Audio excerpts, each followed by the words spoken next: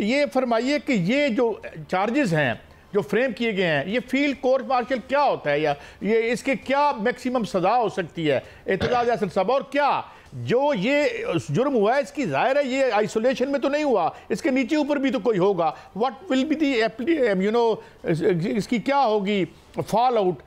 ये अकेले सिंगुलर हो सकते हैं या और लोग भी इसमें इन्वॉल्व हो सकते हैं? आपने वक्त को बदलते भी देखा है।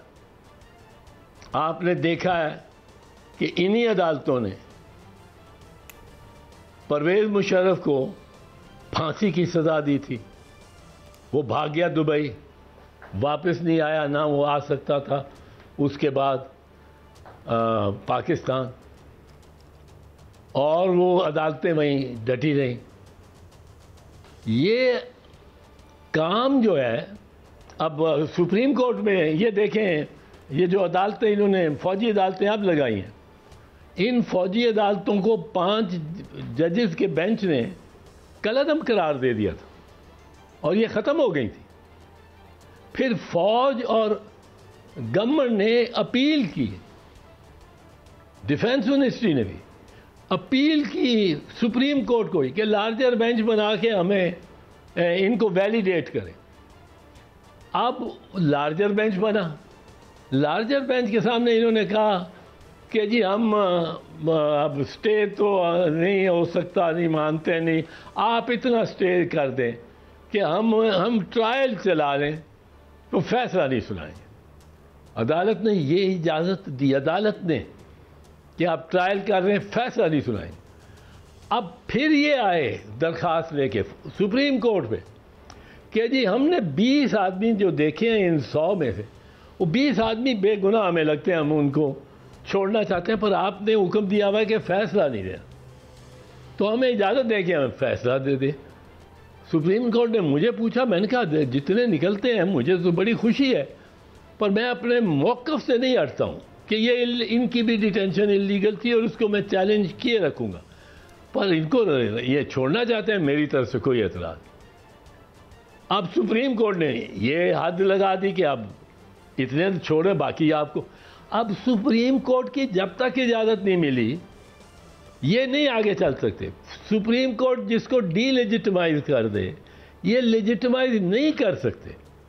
और आपने देखा कि अयूब खान ने मार्शल लॉ लगाया, जब तक सुप्रीम कोर्ट ने, चीफ जस्टिस मुनीर ने उसको पे मोहर तस्दीक सब ने की 200 के केस में 1958 में, अयूब खान की गवर्नमेंट ही गवर्नमेंट नहीं थी, ज़िया-उल हक ने मार्शल लॉ लगाया, नजरिया ज़रूरत का उसने सहारा लिया।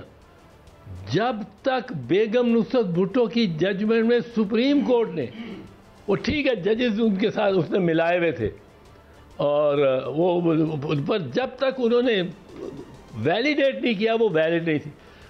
परवेज मुशर्रफ ने मार्शल लॉ लगाया, जब तक सुप्रीम कोर्ट ने उसको वैलिडेट नहीं किया, जफ़र अली शाह के केस में वो वैलिड नहीं था।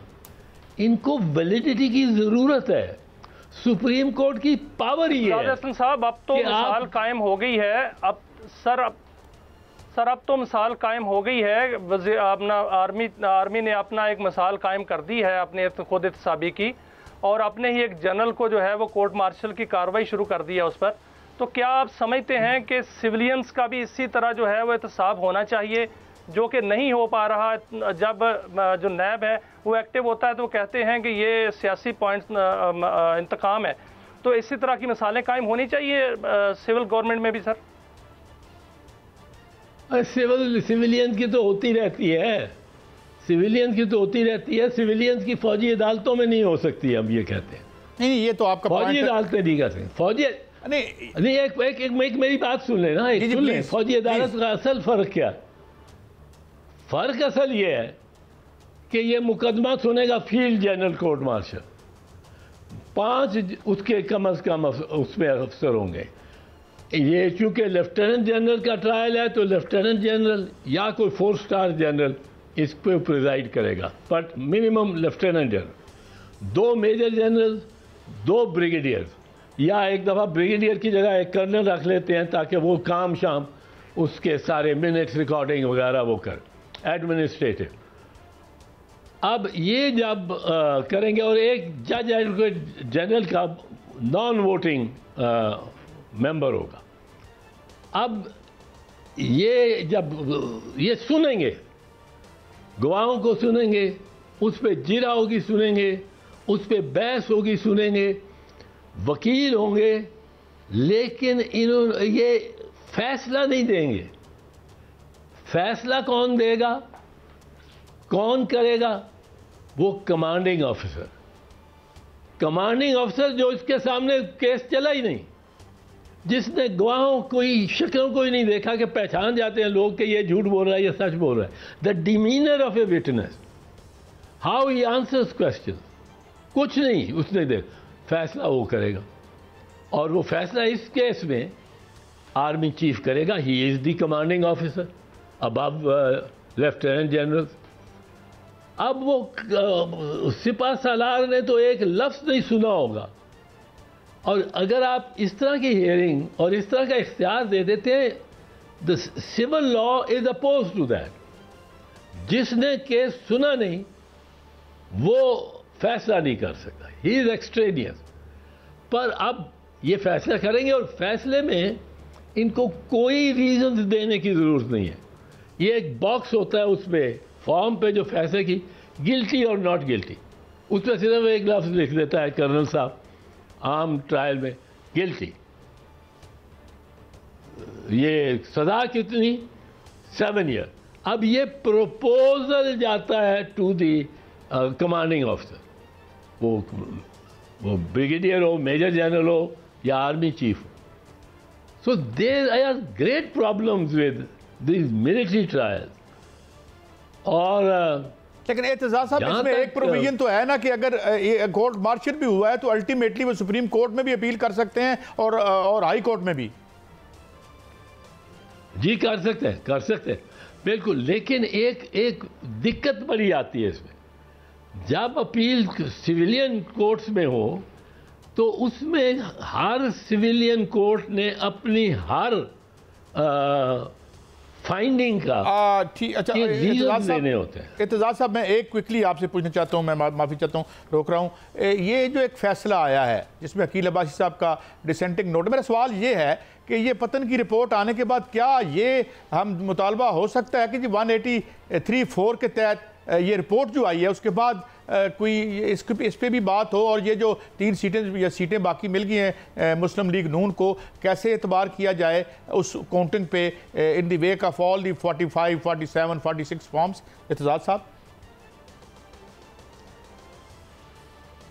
इसमें पहली तो बात ये है, मेरी ये बड़ी सोची समझी राय है कि जस्टिस काजी फैज़ ईसा को इस केस में बैठना ही नहीं चाहिए था। उसकी वजह यह है कि उनका अपना इंटरेस्ट है, देयर इज अ कॉन्फ्लिक्ट। अगर 2/3 मेजॉरिटी बन जाती है तो he will be the first beneficiary, और सारे अखबारात में ये लिखा जा रहा है, सारे मीडिया पे ये कहा जा रहा है, उनकी तरफ से एक दफ़ा डिनाइल नहीं आया। इस केस में बैठने से पहले काजी साहब को एक एफिडेविट देना चाहिए था। एफिडेविट होता कि इस केस का क्या कोई भी फैसला हो, किसी जानिब भी हो, इस केस के ज़रिए 2/3 मेजॉरिटी भी बन जाए, इस केस के ज़रिए कॉन्स्टिट्यूशन को अमेंड भी कर लिया जाए, मैं एक दिन अपनी retirement date of October, the particular date of October 2024 जज नहीं बैठूंगा। हाँ, फिर बैठते। इनका तो स्टेक है, इनको बैठना ही नहीं चाहिए।